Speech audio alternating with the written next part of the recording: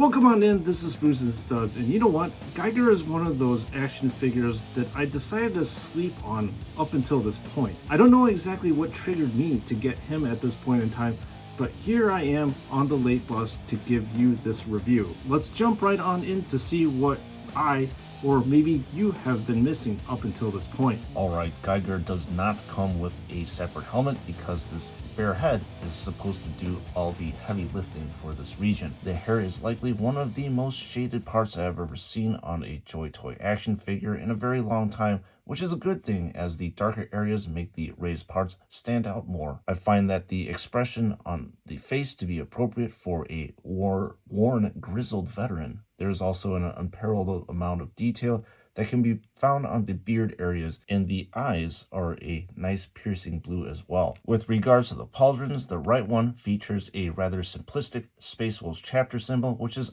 oddly in a dark maroon color, which I do not think I've actually ever seen before. When you put the chapter symbol of the Space Wolves Legion Praetor next to this one, I think I prefer the raw fairness of this Praetor rather than this one, due to the blandness of the wolf design. The left pauldron has a splayed out wolf's paw, which again, I don't think I've seen quite yet. As with all the Horus Heresy Space Wolves line, I find that this gold outlining is really helpful to define the armor in the various regions of this action figure. This is what I enjoy way more than the tasteless but yet functional 40k armors. Taking center stage on this action figure's chest is a very prominent bear wolf skull with a pair of crossbones in the back. The shading of this area is quite sublime, with the recesses of the eye sockets, nose, and cracks that are filled out. The chest is likely the most plain part of this figure, but the gold designs as well as this rather obtrusive wolf's tail help fill out the region. There's really nothing around the belt area aside from this one lone pouch that is dangling on the back of the character. It seems like this area is a bit too naked for me because most Space Marines usually display their 50 pieces of flair around this area. As with the pauldrons, the scabbard is attached to this waist by this very thin, floppy piece of plastic that I feel as if you were to tug on it a little bit too hard or to be rough with it would just rip off. I think that perhaps a regular ball and socket joint would help out this issue, as these examples are found on a lot of the 40k action figures, like this Blood Angel's Intercessor, for example. That being said, the scabbard is completely functional in that you can sheathe this sword right here, and it proves to be quite a snug fit. There is also an unmistakable wolf's pelt that is dangling down from Geigor's waist that seems to be only a very monochrome brown color. I find this a little bit uncharacteristic because most Space Wolves belts, you find a gradual progression of color from a light tan to a medium brown and then to a darker brown. And Ragnar's pelt is an example of what I am talking about. However, one thing that remains consistent is the textural sensation that is experienced when you look at the copious amounts of fur. The legs once again benefit from the gold outlining at the edge of the armor, especially in this upper thigh area. Then as you progress to the knee area and below, you get a burst of flavor in the form of this red gem, some of this triangular patterning, the wolf's paw, and this very prominent wolf's head that appears to be highlighted as well. Just like the upper thigh region, the golden designs right here truly make this area stand out. The final thing that I will touch upon are these dark maroon tassels that are highlighted at the side of the armor. I find that this color contrast really makes this area stand out against the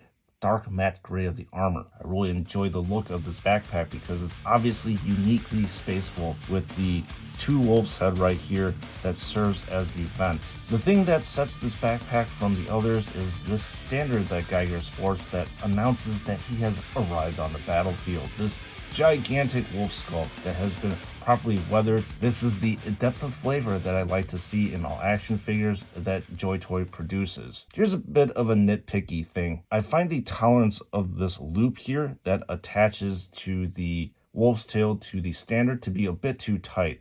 I wish this loop was a little bit bigger because you can let gravity do the work of dangling the wolf's tail down rather than having to kind of like reposition the tails all the time to mimic gravity. Of note, I'm not sure if this standard is supposed to be detachable from the backpack, but in the figure that I received, you can do this. Now on the datasheets for Geigor, it doesn't actually register that he has this sword. I'm going to assume it is a power sword. So color-wise, it is rather plain looking with this gunmetal shade for the blade with some dry brushing to introduce some weathering, which is nice for a stronger type of look. However, this sword lacks the characteristic blue sheen that is found on most other power swords. I think that this sword would have actually looked a little bit better if they put the electric blue coloring in this helix type area. Now this bolter is your regular run-of-the-mill bolter. It doesn't have a special name attached to it, at least that there is this electric blue rust that is engraved into the plastic, and there's a little bit of a design on the handle of the weapon. This chain up here is made of a flexible plastic, and there are these two open links here that allow for the shoulder strap to be removed, as I am displaying it right here, which kind of allows for a cleaner type of look. And another thing to add to the realism is that this magazine right here can be removed as well. And now let's take a look at Geigor's namesake, which is the Fell-Hand. This is a very sharp lightning claw, and I say this quite literally because the edges are really sharp. I really like how these 4 digits has articulation right here, but this thumb has the best articulation in that it supports 360 degrees of motion around this joint, and it also is able to bend in and out. There is a deep electric blue that is carved into plastic, which is great for depth. However, I think that JoyToy went a little bit too enthusiastic with the blue, as evidenced by this bleed right here. Now let's quickly talk about the movement. There is really not a blockage, but these twin locks of hair on the face kind of make spinning this action figure slightly tougher, but it really does not hinder the movement right here, as you can see. Torso wise, where this pelt is located, surprisingly this area does not inhibit this spinning of the waist. However, this part of the wolf's pelt does inhibit the motion of the left leg when trying to kick it forward, and the scabbard right here doesn't really help with the situation either. You really don't encounter this issue for the right leg. So thankfully, the rest of the action figure is free flowing. And so let us compare some sizes with Geigor. The first action figure that we have is the Legion Praetor, and it would appear that the Legion Praetor is slightly taller than Geigor. And next we have Ragnar, that is next to Geigor, and you will notice that Ragnar is woefully short compared to Geigor himself, as Raldoran is the most recently released Horus Heresy action figure, and Titus the most recent 40k action figure. Eagle-eyed viewers will notice that Geigor is shorter than these two action figures, as this one was released a little while back. Well, apparently we have been missing a lot on this action figure, but I am glad that we finally picked him up. One of the most stunning features is Geigor's unique face sculpt, as I believe it captures all the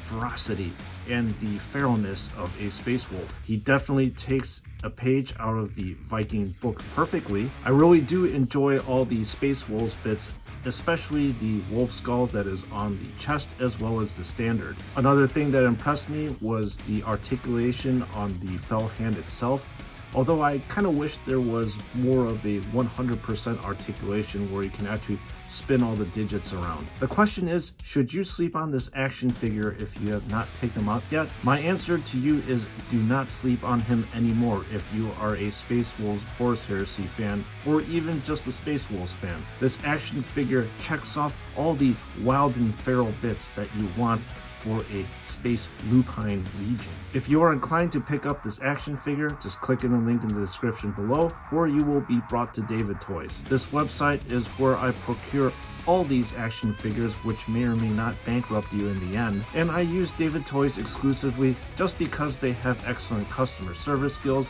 and I like using their website just because they allow you to see what is coming soon so you can plan your purchases. And when you decide to part ways with your money, do not forget to use the code SNS to receive 12% off so you can save just a little bit more money to put in more action figure purchases. So members of the chapter, thank you for tuning into this action figure review. Just because this action figure was released a long time ago and I appreciate your viewership as well as your support. And for you potential members, it is very easy to become a member of this channel by just clicking that subscribe button if you like to see more of this action review video content. And with that being said, I'll see you all in the next one.